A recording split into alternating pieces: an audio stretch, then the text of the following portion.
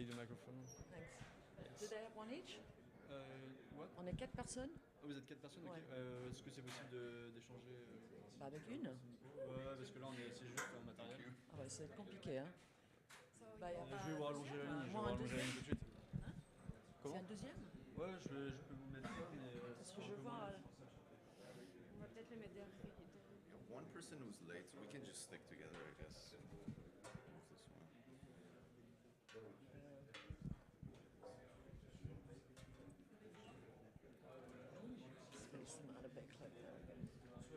With one mic, it's going to be pretty hard.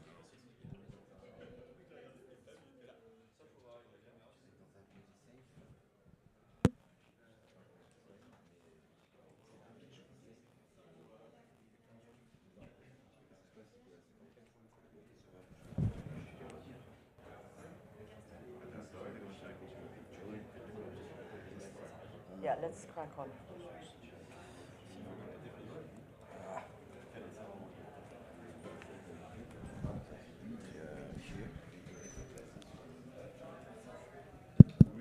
Okay, we're rolling. Sorry for the technical delay, everyone. Firstly, well done for being up so early. Great turnout, and indeed to our panelists for making it. One of the panelists is late, but Arisa will join us in a few minutes. Traffic issues. My name is Christina Frankopan. I'm with Lazard Financial Advisory. We advise on corporate and financial strategy, including M&A, and we do fundraisings from $50 million up to many billions. I've been in the crypto space for a long time, since 2015 at least, mostly as an advisor to VCs, so been actively advising and investing, still an angel investor myself. And I've been to every single ETHcc, even before it was called ETHcc, so it's particularly exciting for me to be moderating the panel. I'm just going to let you guys introduce yourself. Arisa, when she comes, will do the same. And tell us a little bit what your platforms are, who you are, and what way you're touching derivatives. Hello, everyone. Great to be here. My name is Kia. I used to lead Wrap Bitcoin at BitGo. I was most recently a product manager at Balancer. I'm currently a contributor to many DAOs. Happy to be here, share the stage with. Morning, guys. My name is Julien Bouteloup. I've been involved in the space for a bit as well.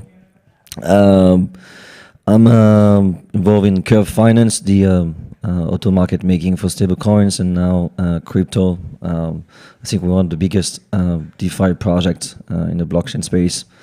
Also like StakeDAO. I found StakeDAO, which is a main product, liquid lockers, where we accumulate governance tokens to then manage some assets, provide the best yield. Rec.news, the underlying deep dive, dark side of crypto, where we analyze and study whatever happened in a space. We have a newspaper and all the different things. Blackpool, which is the hedge fund in the NFT market. We're one of the biggest player in a few different verticals, such as Surveyor, the football fantasy game. So we invest, and then we have an esport vertical where we use those assets to make yield. And then Stake Capital, which I think is the project that for the panel on my side. Family office, investing in a space, and quant side, so quantitative algorithmic trading, where we do arbitrage, market making, liquidations, and also use options. For example, StakeDAO printing the options, and Stake Capital as a market maker using the options. So a lot of derivatives, which is basically the background that I have. Awesome, fantastic. So just to let's crack in. Let's contextualize just the scale of the opportunity here. I looked it up just on the way. The notional value of outstanding derivatives contracts in tradfi is more than $600 trillion. The gross market value of contracts, which is probably a more appropriate measure of value at risk, is more like over $12 trillion. So we're looking at an enormous space.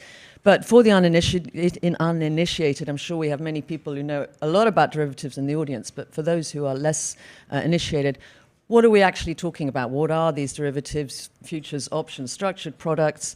Can you give us a little bit of a hand in setting out the taxonomy of the space? What are these products?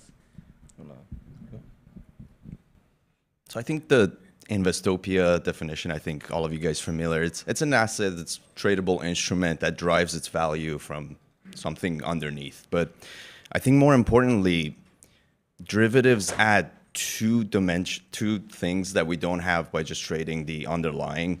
One is new dimensions. For example, you can introduce time as a new dimensions with options and futures. So this opens up creativity for traders. Traders can express their opinion about the market a lot more sophisticated and hands-on.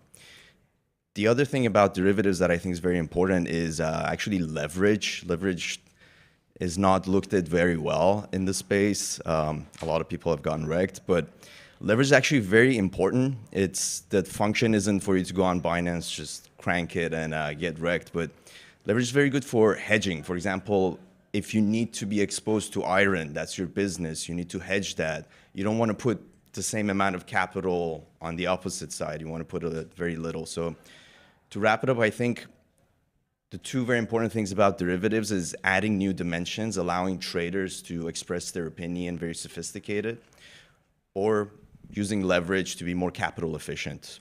You want to add anything, Julien? Yeah, I mean, it's you have 4 types of different derivatives. The main ones are options, futures, swaps, and forwards. I think the space we've been using are options, but basically it's a way of deriving the price of the underlying assets. But futures is the non-obligations of using the option, and then you have a future where you are obliged to exercise the contract. So it's really simple, but then you have a lot of different tools that you can build on top of, as mentioned, leverage, but hedging and a lifting mechanism. Great, thanks so much. Arisa, welcome. And just to catch you up on where we've been, we've just done some introductions and we're starting to set out a little bit the taxonomy of the space. So maybe you can just give us a little bit of your background and how you see the taxonomy of the space. So we've got futures, options, structured products. We just want to make an assessment of what we're looking at before we dive down a little bit more. Yeah, definitely. Hi, everyone. I'm Arisa. I'm one of the co-founders of Sega, which is the first exotic derivative protocol in DeFi. Sorry, I am late. I left my Airbnb an hour early, but there were 3 constructions on the road, so I was in the car for over an hour, and not very bullish on the future of France. And yeah. Yeah, maybe building on a weekday is not the best. So Sega is basically the first protocol ever to create exotic derivative payouts on a smart contract, and for me, the taxonomy of the space is that I think DeFi 3.0 is really going to be about transparent yields, and what I talked about in my talk yesterday is that, in the last cycle, we saw so much Ponzi-nomics, and there was so much inflationary yields that, people couldn't really explain where the yield is coming from. There's a really popular saying that, if you don't know where the yield is coming from, you're the yield. Exotic derivatives, you actually know where the yield is coming from. It's from the volatility. And to really utilize that volatility in crypto, I think that's going to be the future of a lot of the DeFi products. Great, thank you. I think that's a good place to lead us on to what exactly is the difference between TradFi derivatives and crypto derivatives? What can we do that you can't do in TradFi? I mean, obviously the technology gives us the opportunity to be more transparent on chain, but there are many other features or bugs in either system. So what is unusual and what is new that we can do that we couldn't before? Well, I think the tools or the options derivatives are not in DeFi something new. The applications of traditional financial products that we bring into DeFi, but because the underlying technology, the protocol is different. This is the main area was different. And I will give an example, like what happened with 3 Euro Capital and Voyager. they are now fighting, liquidators are now fighting legally to, or the firm is trying to get the asset liquidated, but some part of, in Singapore or part of the world, some liquidators, they don't want to move forward because then they will liquidate asset in other region of the world and not necessarily benefit themselves. What we saw is that the liquidity that they borrow on Aave, they had no choice. So the point is, they had no choice to reimburse the asset that they borrow on Aave by they deposit a collateral like ETH, BTC. They borrow some some fiat, some stable coins, and then they were obliged to reimburse this position. But in traditional finance, you can just fight, even if it's a contract, if it's a future, you can always fight the definition of how the contract was drafted legally on the paper. Well, here it's a piece of mathematics. There's no way you can argue, and that's for me the big difference. Is like you remove the middleman, the person who's supposed to execute the contract. Well, here it's a piece of mathematics, and people are incentivized to execute the contract. It's the main difference. So on a different side, maybe this is a statement more about DeFi than derivatives, but I think what's very exciting about DeFi is we have layers of being permissionless. So the one that everybody always talks about is the user permissionlessly interacting with these contracts. But what's actually more exciting for me is permissionlessly being able to deploy markets. Like if I have an asset today, I can't just launch an asset in TradFi. I can't launch markets for it. But with DeFi, something like an architecture like Uniswap, it's basically a pool deployer that you can just create your own markets for anything that you want. And I don't know, I'm one of these crazy people that I think all the assets will move on chain and there will be many new assets over time. So it's very exciting for me that you can just launch a new asset. You can have various types of markets for it, whether it's lending and borrowing or various types of derivatives. Yeah, that's a really good point, Kia. And to kind of add on, I think the value of DeFi really over TradFi, especially in the derivative space, is operational cost. So in TradFi, and I think earlier I did not introduce myself, I used to be an exotic derivatives trader in TradFi. And what I saw is that, every single time a trade goes through, there's like 12 different pieces of paper that people have to sign between the counterparties. And there's also such different regulation depending on the country that actually every structured note or a structured product that is issued in, say, Canada versus America is slightly different. And that operational cost of having to create so many documentation and to also having to create a completely different risk product, depending on what country you're operating in, that is a lot of issue. And on top of that, because of these like regulatory divides, some countries that don't have a strong financial foundation cannot even issue these products. And so that creates an issue of accessibility, and it creates a larger divide between the wealthy and the poor.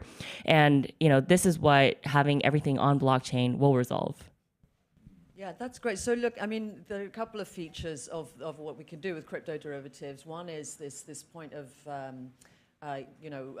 self-execution, of the contract and the smart contract level, but there's also this permissionless aspect. There are two sides to that for me. One is, as you mentioned, the permissionless innovation for technologists and financial innovators.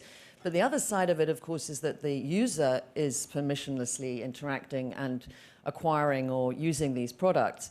And I'd like to spend a little time on that and thinking, how do we think about retail users in this space? These are extremely complex products. How do we act responsibly to protect and educate and provide user interfaces? Arisa, in your talk yesterday, you gave some very good points about the user interface. How do we think about, because of course in TradFi, you need to be an accredited investor, you need to be KYC'd, you need to basically be an institution to interact with these products. So how do we think about the retail user and interacting with them in crypto derivatives? You want to start with that, Arisa? Sure, I can start. So obviously, not just beyond building awareness, but understanding is super important. Luckily, in the current DeFi derivatives market, the majority of the users are fairly advanced DeFi users. So people already have this culture of doing your own research and being able to stomach some level of risk. But what I really think about is in the coming wave of the early majority of new DeFi users joining the market, how do we really onboard them? And I think the answer is two things. So one is having a really, really easy to use product. I think Sega is one of the simplest products out there where you can just stake your USDC in just 2 clicks. But a lot of products are just super hard to read because there's just so much information. It's optimized for really advanced DeFi users, but not necessarily for DeFi beginners. And so I think that is going to be one thing that people will focus on. And then the second thing is definitely education. It's super, super hard. And honestly, in TradFi, this is still an issue. But in Sega, at least, we are trying to create a playbook to explain our products in over 7 different ways. So the easiest, literally being a YouTube video showing like up and down arrows, and then different scenarios based on that. And then the most complex one being an actual code for our stochastic volatility models, and also the mathematical formulas for our product payoffs. So, people can really choose their own journey on how they want to learn. But the hard part is really creating that motivation to learn about the product, because at the end of the day, everyone just wants yield and they want it fast. I actually think, by definition, derivative products are a professional instrument, and they're meant for traders and firms. It's not to say that I think we should guard individuals out. So I think it should be permissionless. Any individual who's up to the task, who's at that level, should be able to participate. But I don't think we should actively try to get the average Joe out there to be a derivative trader. Well, we have a couple of weeks ago, we were processing something like $500 million US amounts of nominal value in the options market in StakeDAO. So how many people are using options or futures or any derivatives in the room? It's quite actually a lot. So we have a lot of traders. For the purpose of people who can't see the audience, that was very much the majority of the room. Yeah. For example, so in StakeDAO, I think we're the only one. I'm not sure, I haven't tried the Sega one, but providing a pretty high yield.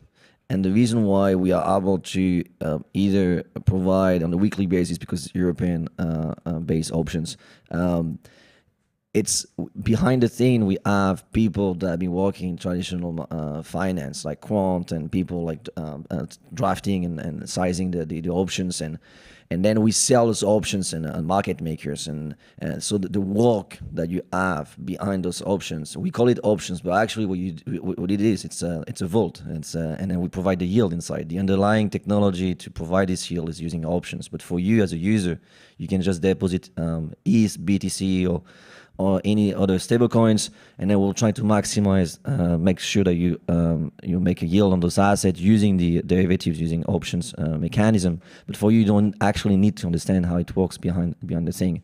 My point, what I was trying to say is, in traditional finance, the people that have access to those kind of technology are super rich people, or people from the business industry, and it's like wealth manager, people that will provide in private banking this kind of technology. But on the retail side, no one can access this kind of technology because it's very complex, very complicated, but it also provides a lot of returns. Well, in DeFi, anyone can actually have access to them, and you don't actually need to understand how it works behind the thing, because on the top, it's just a vault that yield for you. But then we also spend a lot of resources and capital, drafting and educating those posts that we have in the academy. And yes, that's what we provide educations, and also a way for people to easily access those strategy that underlying technologies using options or derivatives. Yeah, I mean, I just want to go back to the use cases for these products. I mean, the way that we're speaking about it is that these are trading strategies, sophisticated trading strategies for generating yield, but they're also they have a function, for hedging, right? So for the retail user, for example, okay, there's a big red button that says, please hedge my ETH exposure, and I've got tolerance for 50% downside price risk, whatever. There are still use cases that are not necessarily just yield generating trading strategies, and I wonder if that's a more direct use case for the retail user. What do you think? So actually, how many people think the function of derivatives is to generate yield? Great. Who thinks trading is a zero-sum game? All right. And Again, for the purpose of the video, that was no one to either question. So this is a very sophisticated audience. If you just ask a general population, usually the answer is yes to those. So to unpack those, I think the purpose of options is to allow the trader, again, to be very sophisticated about pricing things. And the job of the trader, if you ask also people like, the job of the trader is to make money, they say yes, but the job of the trader is to price things. So we're creating sophisticated instruments to allow these group of people to price things. And then that makes trading a positive sum game on a large enough scale. If you just look at the order book, yeah, someone's losing, someone's winning.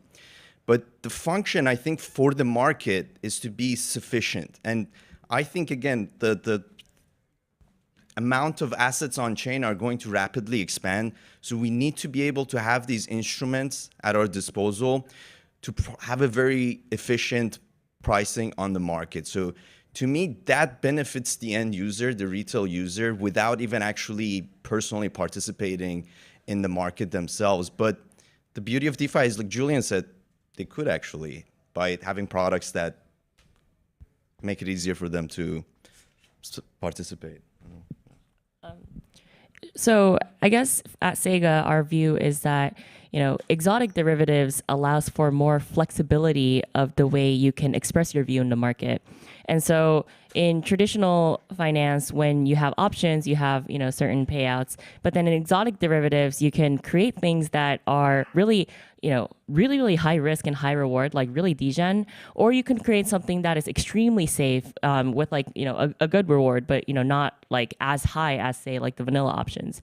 And so we actually think that, if a protocol is responsible and the governance allows to create something that is, very safe or safer, I think that there's a lot of value in providing that, not just to institutional traders, because, that's the whole point of decentralization. We want to make sure that, the wealth isn't just concentrated in like one small entity, but that everyone has access to these opportunities. Yeah, I mean, so to that point, so we've thought about retail, and we're trying to act responsibly but self-regulate and provide permissionless platforms for people to interact, okay? But the big users are going to be, are going to want to, over time at least, institutional users and/or Wales family offices, etc. Now for that, and I hope this gets a little spicy, okay, because I want you to disagree with each other. For that, we're going to start thinking about what is the regulatory profile of this? What responsibility do we have to think about KYC and providing, sophisticated institutional investors, an opportunity to use these tools as well?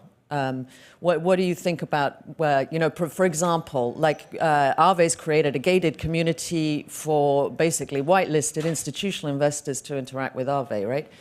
And it's still permissionless in the sense they're using the underlying protocol, as I understand it, but it's it's a gated community for institutions, and they're KYCing each other, right?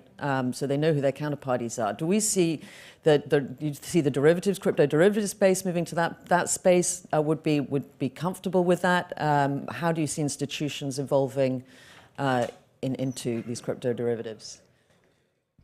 Arisa, why don't you start? So, this is a really, really hard question, and I think there isn't the best answer to that right now.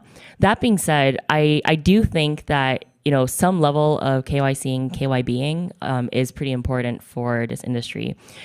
This is to not just make sure that you're not dealing with someone that doesn't have a balance sheet, but it's also just to make sure that the counterparty understands what they're doing, maybe has like a certain level of knowledge that they've gone through like your onboarding system, and also in the recent times there's been a lot of KYCing that focuses around checking the wallet addresses and whether that's been used in any sort of any sort of like organized crime or any sort of other sketchy things.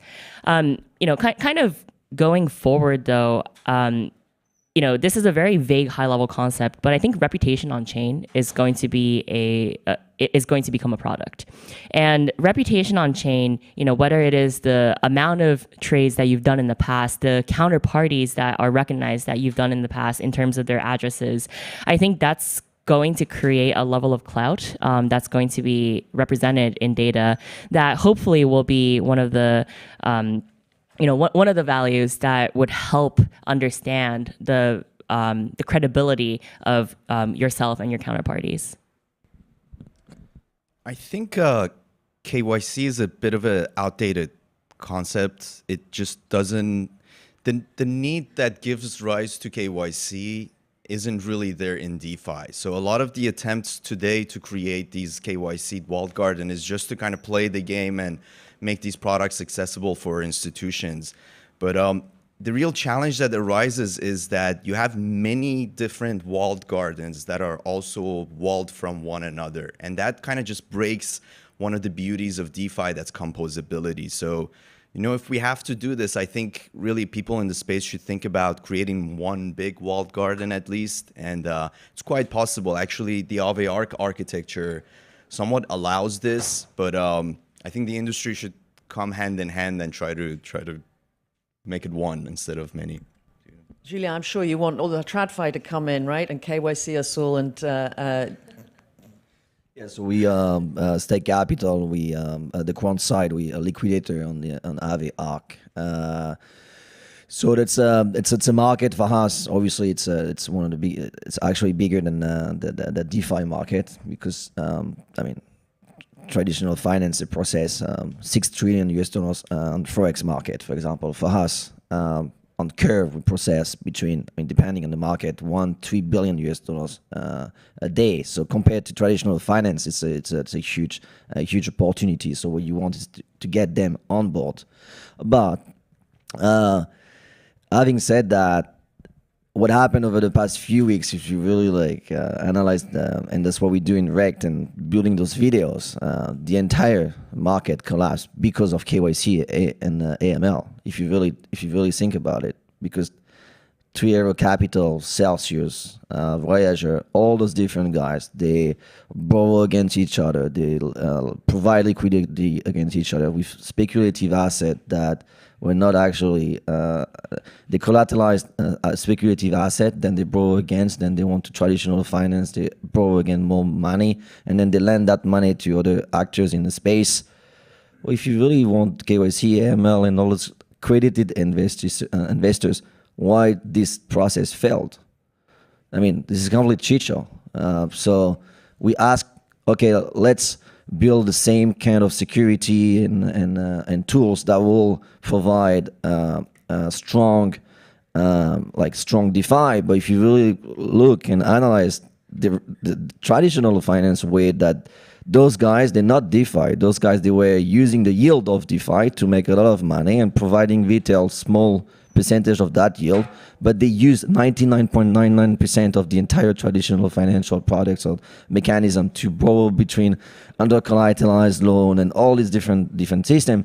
But traditional DeFi didn't fail. DeFi want mathematics followed. So I think that's the good point that you said. We have to redefine what is KYC, what is credited investors. Is it just people that have a name and can borrow unlimited amount of capital based on nothing? Or is it someone that can use a piece of mathematics and make sure that the space is safe by following those different steps that the contract is writing for us? This is a big shift, I think. There's a new paradigm to think about it.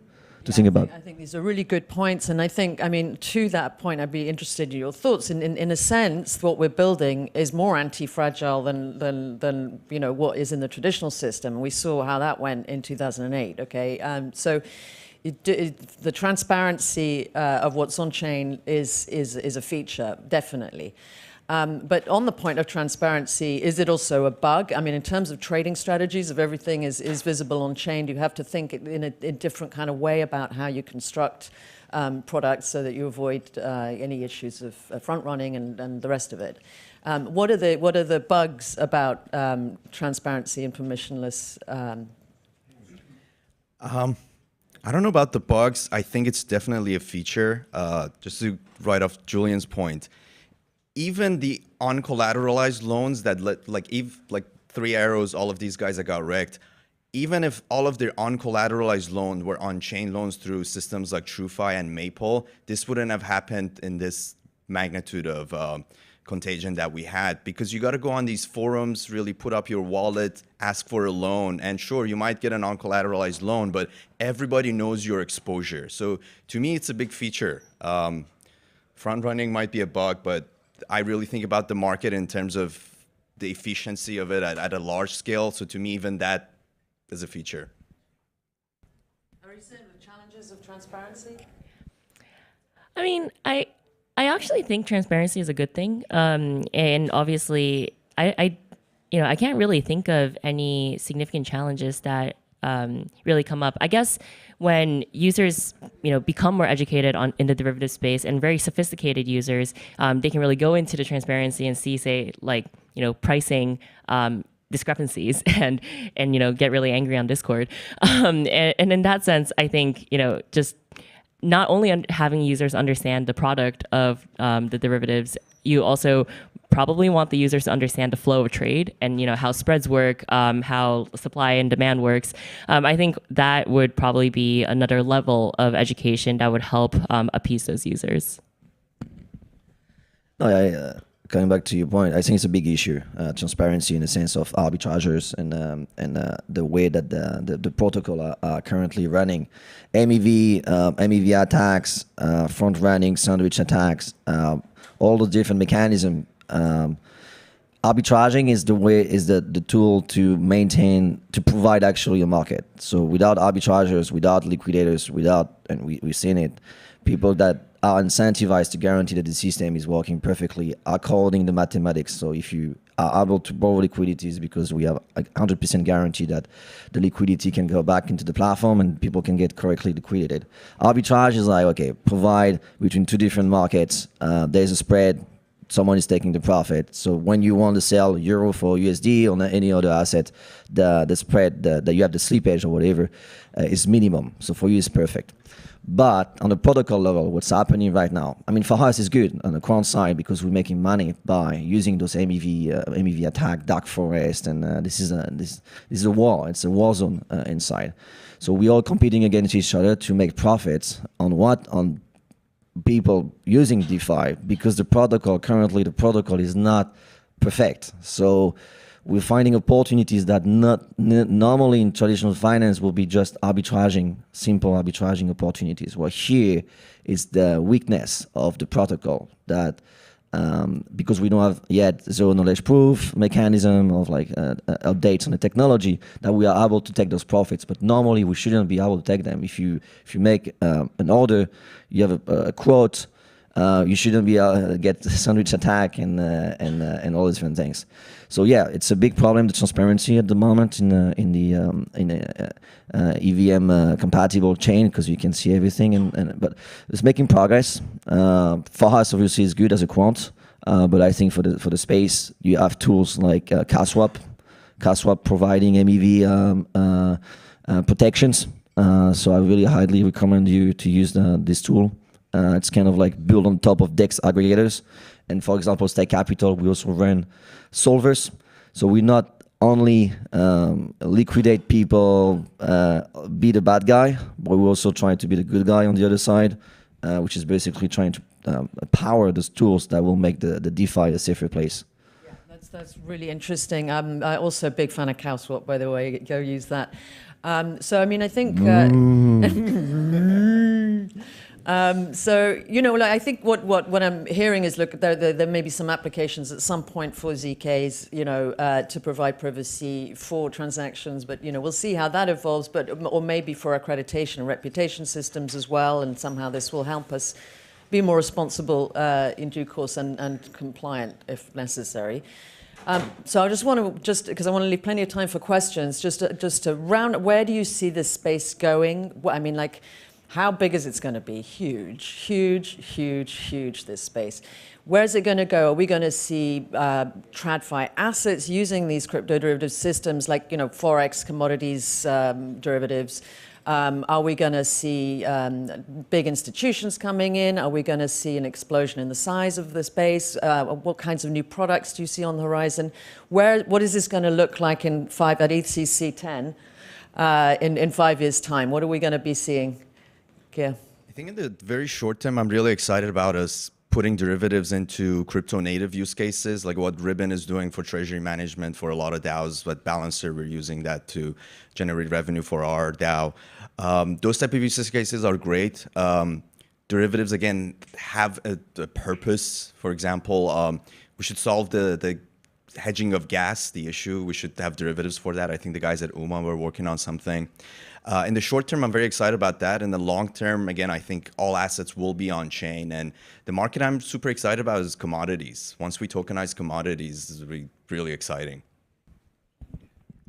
Yeah, that's awesome. I think also, piggybacking off of the DeFi native use cases, I love the CowSwap airdrop of the options. I feel like airdropping tokenized options is definitely the future of short-term DeFi.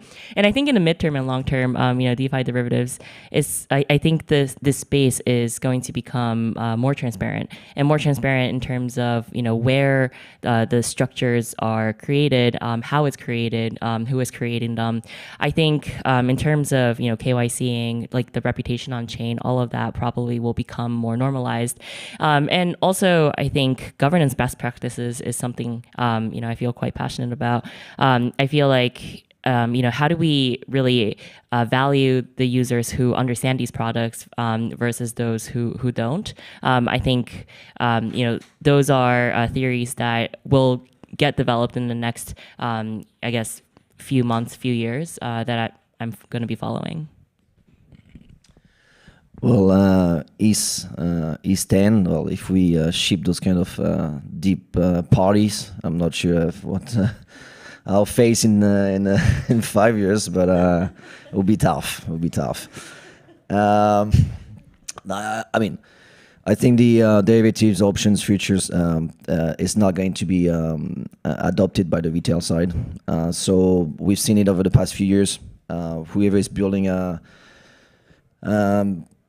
platform that is providing options, order book for trading options is kind of it would be difficult without the traditional players, people that deeply understand. As coming back to your point, is traders.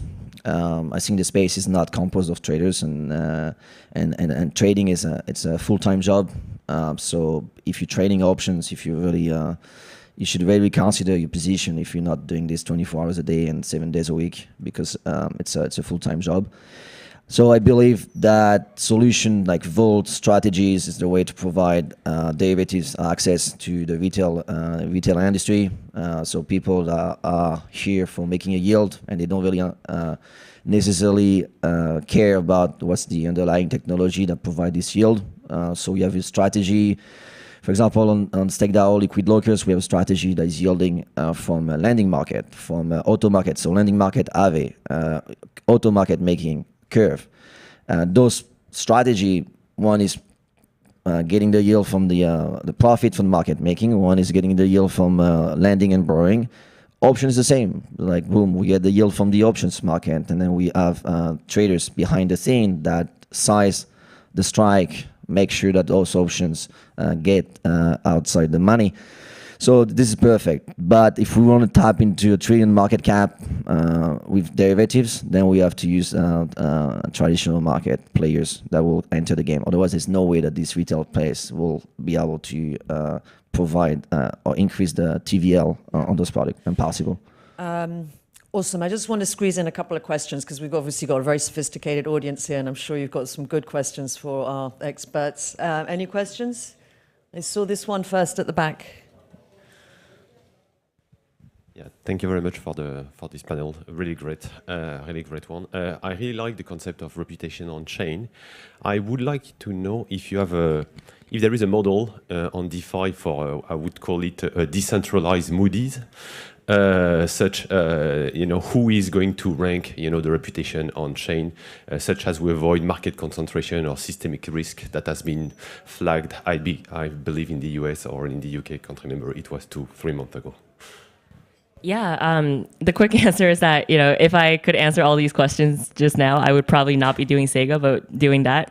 I think, this is where I think a very large and engaged DAO could come in. So through using an incentive structure to have an entire community more engaged, you can definitely disperse the risk of a concentrated decision making on reputation ranking.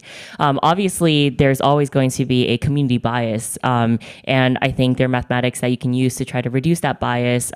Create like confidence levels for these ranks. So I don't think it's going to be a foolproof method, but just like how credit ratings are an advisory, I think these reputation on-chain protocols could be an advisory service. Guys, I've been told we got to tie it up. So I'm very sorry, but I think, catch the guys outside the room. I'm going to force you to stay around because there are obviously people want to talk to you. And thanks very much, the panelists, Arisa, Kia, Julien. That's been really, really interesting, and look forward to doing this again in 5 years' time.